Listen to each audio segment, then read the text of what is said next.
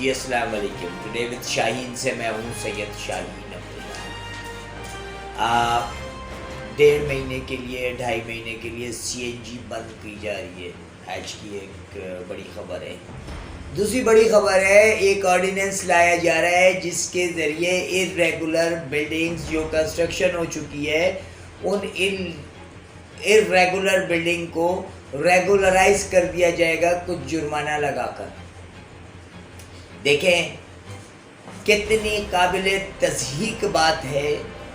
جب چوروں پہ ہاتھ ڈالنے کے لیے سپریم کورٹ نے کہا کہ بلڈر کو اور ایس پی سی اے کے اس اہلکار کو بھی گرفتار کیا جائے گا جس نے این او سی دی ہے، تو سندھ گورنمنٹ میں ہلچل مچی اور پھر قانون کا آرڈیننس کا سہارا لیا گیا، اسمبلی کا سہارا لیا گیا اور ایک آرڈیننس پاس کرایا جا رہا ہے جس کے تحت ایسی تمام بلڈنگیں جو بن چکی ہیں ان کو جرمانہ کر کے، معمولی جرمانہ کر کے یا بڑا جرمانہ کر کے ریگولرائز کر دیا جائے گا. یعنی عدی کے اکاؤنٹ میں پھر کروڑوں روپے جائیں گے. یعنی پھر ایک بازار سجے گا جس میں بلڈرز جو ہے وہ بولی لگائیں گے اور بولی لگا کے اپنی ریگولر کی ہوئی بلڈنگوں کو ریگولرائز کرا دیں گے. مجھے ایک واقعہ یاد آتا ہے. بریگیڈیئر ایس اے ناصر صاحب کے بی سی اے کے چیف تھے. اٹ واز 1997, 98 اور سو کال 99. کہکشاں ہومز پہ میرا ایک گھر تھا جس میں میں نے پرندوں کا کیج بنانے کے لیے 6 فٹ چھت آگے نکال دی تھی. ایک زرداری نام کا انسپیکٹر تھا، وہ آیا گھر پہ. اس نے آ کر کے توڑ جوڑ کی بات کی. جب میں نے ان دنوں میں B B C Urdu service میں ہوتا تھا. جب میں نے بات کی، توڑ جوڑ کی انہوں نے، تو میں نے اپنا تعارف کرایا. تعارف کرانے کے بعد اگلے دن 9 بجے میں بریگیڈیئر ایس اے ناصر صاحب کے بی سی اے چیف کنٹرولر کے پاس چلا گیا. انہوں نے بڑا اچھا سسٹم رائج کیا ہوا تھا کہ 8:30 بجے تالا بند کر دیا جاتا تھا، پھر 9:30 بجے کے بعد پبلک ڈیلنگ کے لیے کھولا جاتا تھا. 8 بجے سے سارے اسٹاف ایس بی سی اے کے آ جاتے تھے اور آنے کے بعد جب اندر اپنی سیٹوں پہ بیٹھ جاتے تھے تو تالا بند کر دیا جاتا تھا. حاضری رجسٹر چیک کرتے تھے ناصر صاحب اور اس کے بعد تالا کھولا جاتا تھا پبلک کے لیے. ہمیں پتہ نہیں تھا. ہم صبح ہی صبح پہنچ گئے وہاں. ہماری ایک بابی صاحبہ ہمارے ساتھ تھیں، مسز شاہد سلمان جم صاحبہ. جب میں وہاں پہنچا تو انہوں نے مجھے بلایا، اپنے کمرے میں بٹھایا.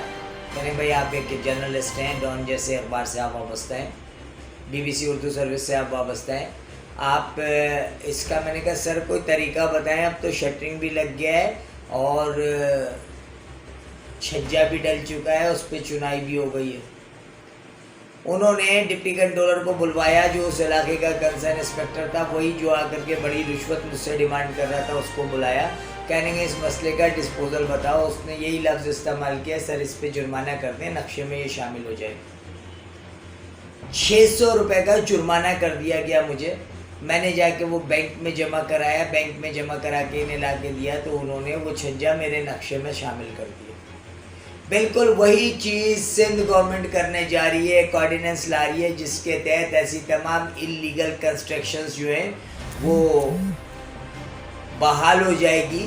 اس آرڈیننس کے بعد انہیں کچھ تھوڑا سا جرمانہ ادا کر دیا جائے گا.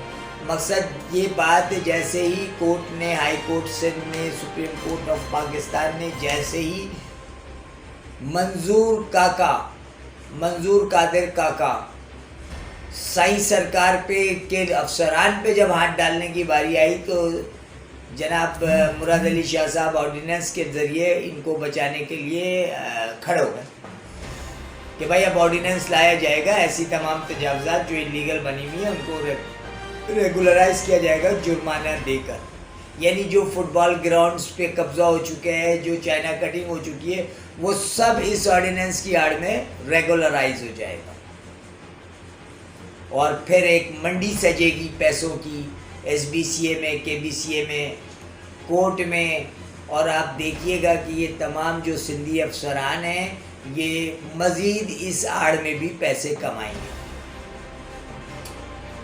کتنی افسوس کی بات ہے، کتنی شرم کی بات ہے کہ اس طرح تو آپ آئین پاکستان کو مسخ کر رہے ہیں. آرڈیننس سندھ اسمبلی میں پاس ہوتا ہے, اس کی گورنر صاحب اپروول دیں گے, گورنر صاحب اپروول دے کر کے وہ آرڈیننس آئین کا حصہ بن جائے گا اسمبلی سے فائنل ہونے کے بعد. تو یعنی آپ آئین کا حصہ بنا رہے ہیں چوری کو, یعنی رشوت ستانی کو آپ آئین کا حصہ بنا رہے ہیں. آپ کو شرم اس لیے نہیں آتی ہے کہ یہ پاکستان تو آپ کو مقصد یوں کہہ لیجئے کہ آپ کمائی باپ کمائی میں بڑا فرق ہوتا ہے. یہ پاکستان تو آپ کو ورثے میں مل گیا ہے. آپ کو کیا آپ کے اجداد کو مسلمانان ہند کی بے وقوفیوں کی وجہ کر ایک اللہ تعالیٰ کی طرف سے نعمت ملا تھا جس کو آج 70 سالوں سے آپ دونوں ہاتھوں سے لوٹ رہے ہیں, پھر بھی یہ ختم نہیں ہو رہا ہے کیونکہ اس کو بنانے والے 40 سے 45 لاکھ لوگوں نے جس اخلاص سے قربانیاں دی تھی وہ اخلاص اللہ کو پسند ہے. آپ نے کوئی کسر نہیں چھوڑی ہے اس کو دونوں ہاتھوں سے لوٹنے میں. تو آج اب آ جائیں جو سی این جی کی بندش ہے 2.5 مہینے کے لیے. تو کیا سردیوں میں سی این جی گیس نکلتی نہیں ہے یا گیس کا اخراج نہیں ہوتا ہے؟ بلکہ اس کی وجہ یہ ہے کہ آپ کے ارباب اختیار اور اپر کلاس جینٹری جو ہے وہ گیس ہیٹر کے بغیر نہیں سوتی ہے. غریب کے گھر میں فاقہ ہو جائے لیکن امیر کے بیڈ روم میں ہیٹر جلنا ضروری ہے. آپ کو اندازہ نہیں, بقول عارف شفیق صاحب کے بہت اچھے شاعر تھے, ان کا ایک شعر مجھے یاد آ رہا ہے.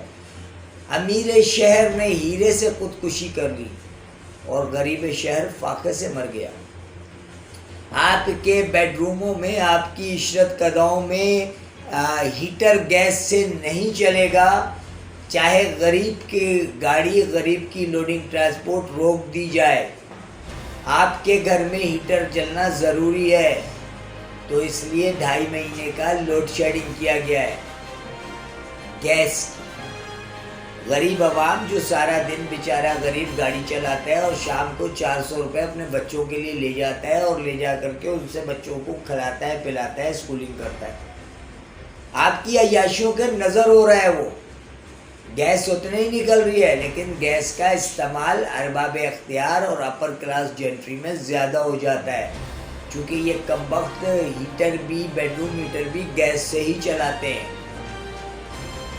تو کتنا بڑا تضاد ہے. اکثر میں یہ سوچتا ہوں کہ آخر ہمارے اجداد نے ایسی کون سی غلطیاں کی تھیں جن کی سزا ان کی نسلوں کو دی جا رہی ہے.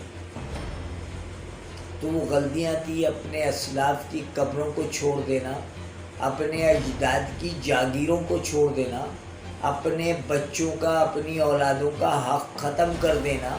یہ وہ غلطیاں تھیں جن غلطیوں کے صلے میں اللہ رب العزت, ہمارے گناہوں کے صلے میں اللہ رب العزت نے ہمیں یہ سزا دی ہے کہ ہم اس سندھ حکومت کے ماتحت ہیں.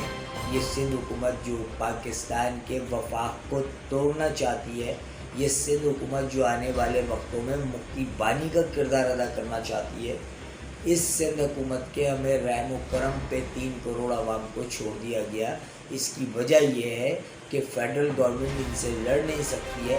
سندھ گورنمنٹ کو اپنی حرکتیں سنبھالنے کے لیے, اپنی حرکتیں چلانے کے لیے یقیناً جو ان کو حرکتیں کرنی ہیں اس کے لیے انہیں فیڈرل گورنمنٹ سے نقل آزما ہونا پڑے گا, اور فیڈرل گورنمنٹ انہیں اس وقت تک برداشت کرے گی جب تک اس کے مفادات سندھ سے.